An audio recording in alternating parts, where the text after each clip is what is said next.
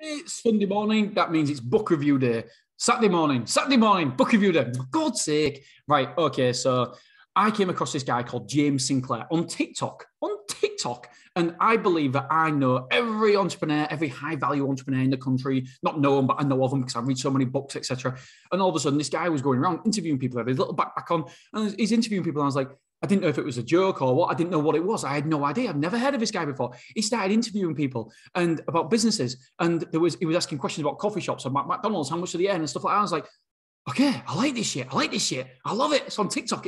It's like quick, straight to the point, and it's talking about business. Oh yes.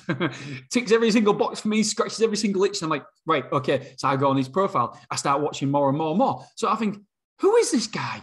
So I Google James Sinclair and it comes up podcasts and stuff. And I flick through, I look at he's got a podcast, and you know me, I love podcasts. So I literally go through every single podcast, and he's talking about this book. He's got a book called Getting Customers. I'm like, I like customers. I need customers. I like James, and everything he says, it's like we're aligned. It's almost like listening to myself talk about business and what I talk about and getting yourself out of the business. You cannot, there's different types of wealth, there's time wealth, there's money wealth, and there's no point in being wealthy if you've got no time. And James is all about getting yourself out the business, because you can't, if you take a ship, I always look at it like a ship. If the captain of the ship, where does he stand? He stands right at the top. And he's the pinnacle. He's the highest value person there. So he's at the top. Why? Because he can see all the dangers that's coming from the ship. He can see far. The higher he is, the more he can see in the distance. And that for me is exactly like a business owner. He's not there scrubbing the decks. He's not there serving the customers drinks. He's not there cooking the food. He's not doing any of that, because his high value task is to make sure that ship is safe and it's on the trajectory of where it's supposed to be going. And that's what we should be doing as business owners.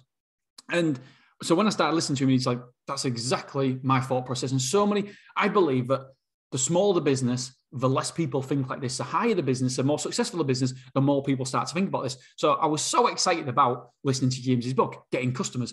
And obviously, I loved it. The problem is, James, if you ever listen to this, I was so mad at you, because I was on the way to the airport. I was going to a conference and I was listening to his book. And the problem with good books is that I have to pull over and I have to make notes. And this was exactly the same. I thought I could just listen to it and not really take any notes, just not really concentrate. But I had to pull over. And it's hard when you're on the motorway. So I had to pause it, then go to services. I was going to leave Bradford. So you had to go through all these little villages and stuff. So I was okay to pull off and park, put my hazards on. So I was okay. And it was just annoying because I was supposed to get to the airport by such and such a time. And I got there I think it was like 35 minutes later than my sat nav originally said. And the problem with that is that there was more queues. And so I was like, God damn, James Sinclair. And so, right, here are my notes really, really quickly.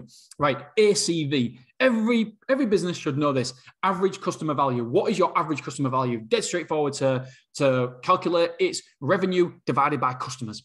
Simple as that. Revenue divided by customers, and therefore, your average customer value. Lifetime value. I've been banging on about this for so long now. In self-storage, people don't know the lifetime value of a customer. So how can you sort out your marketing? How can you budget your marketing? If you don't know how much you're going to get from a lifetime value of a customer, then how can you even start to think about how much you're going to spend on marketing? You need to know these figures. You need to know in your business, because if I'm spending £1,000 to get a customer that's only paying me of lifetime 500, why would I do that? So in self-storage, I know that it cost me maybe £125 to get a customer, but the lifetime value is £1,208. So woohoo, I win. I'll do that every single day of the week. And so many customers, so many businesses, don't understand that, which is crazy. Another saying he's got is, you need to be the GP of your business. So it's almost like me saying that you need to be the pilot of the ship. You need to be the GP of your business, not the surgeon or consultant. I was like, ooh, tell me more. And I remember thinking, this is when I was on the motorway and I had to pull over because I was like, oh, God damn it, James. And so I had to press my earphones, stop it, and I had to pull over. 10 miles, I listened to nothing. James, 10 miles on the motorway. Do you know how boring that is at 5 o'clock in the morning? It is horrible. And so I pulled over and he said, you need to know enough about everything. You need to know all the basics so you can ask the right questions to the specialist, the surgeons that you employ. I was like, oh my God, that is so good. I'm going to say it again. You want to be a GP of your business, not the surgeon or consultant. You need to know enough about everything. You need to know all the basics so you can ask the right question to your specialists, the surgeons you employ. I love it. And they went on to say, know a little about a lot rather than a lot about a little. Couldn't agree more. I don't want to get into nitty-gritties of pay-per-click advertisements. I don't want to get into nitty-gritty about Pixel for Facebook. I understand probably more than most business owners, but I don't know enough about as the experts. So when I'm talking to them, I can just about pretend I know what they're talking about. Like I was having a Laura Moxon. I was having a conversation with her, and she was like going backwards and forwards, and I was like, shit, she's just about losing me now. And I'm like, I'm going to take one more breath. And then I go underwater and I basically drowned in the knowledge. But that's good because you want your specialist to know more information than you. Play to your strengths, not your weaknesses.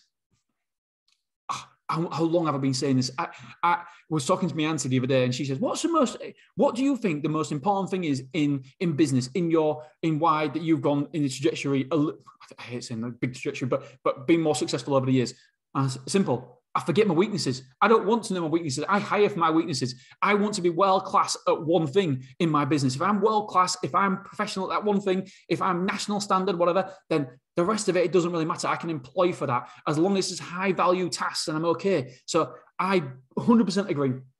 Play to your strengths, not your weaknesses. And now we're in a day for your personal brand. I'm doing this podcast. I'm doing Hacking Self-Storage. 100%. An hour for your day for your personal brand. I know James Sinclair gets not a lot of his stuff. I know that he listens to Gary Vee because a lot of it, and he's mentioned on his podcast as well, a lot of it is centered around what Gary Vee says as well. And again, one of my heroes, absolutely love him. Right. Indoor golf. Get your customers. This was an example about an indoor golf that he was helping. And I was like, oh my God, this is good. This is good. So basically, indoor golf, I've got to be very, very quick here because I'm taking my kids to school. Right, indoor golf. Get your customers to book. So this guy got his customers to book half the time online. Lovely. When they do that, we get the data. We can remarket to them. But walk-ups, he didn't collect their data. So to do this, to get their data, because how do you get the walk-ups data? So you get into people who book online, you get in their data so you can remarket to them. You can always keep in constant contact. The way I think about it, it's like a fishing rod. And so we've always got to keep them on that reel. So we've got them people on that reel. The people who walk up, we haven't got their data. So we've got no fishing reel. We've got no fishing rod. They're not biting. So we need to make them bite. How do we get them to bite? And James Sinclair came up with something fantastic. So what they did was a free game of golf after the one they paid for if they text golf to 12345. And then they would ask for their email address to send the voucher of a free game of golf, and let the text and email marketing begin. I've put here. So you've got them straight away, free game of golf. It's not costing you anything, remember, but you're getting their data, you're getting their stuff, you've got them on the reel, you've got them hooked.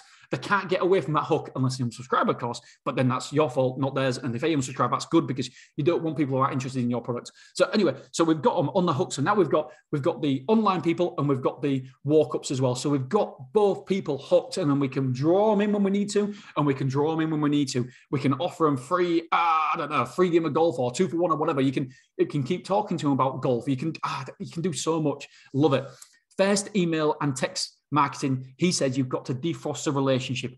Gold, because they need to know you, like you, and trust you. If they know you, like you, and trust you, they're more likely to do business with you and return to do business with you, because we need reoccurring. In business, for me, the most powerful thing is having a reoccurring business model. And so we need to make sure we get the customer somehow to interact with us and become reoccurring. And you do that, first of all, because you've got the guard up, first of all.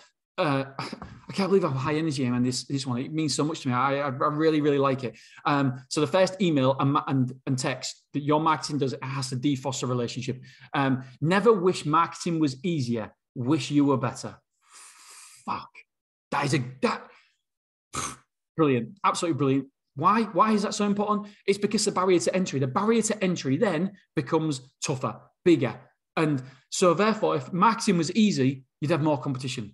And so we want it to be as hard as possible. I want it to be as hard as possible to come into self-storage. Why? Because it's my barrier to entry. It's my safety barrier. It's my moat around my castle. So never wish it was easier. Wish you were better. Couldn't agree more. James, I really love this book. I absolutely loved it. I don't think you put a podcast out this Monday, which I'm having withdrawals. All right.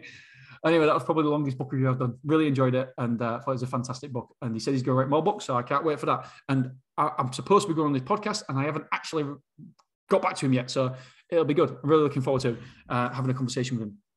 Guys, girls, love you, appreciate you. And remember, you can achieve anything you want to achieve as long as you just set the goals and you set them high enough as well. Never, ever set your goals too low. All right. I love you. See you soon. Bye.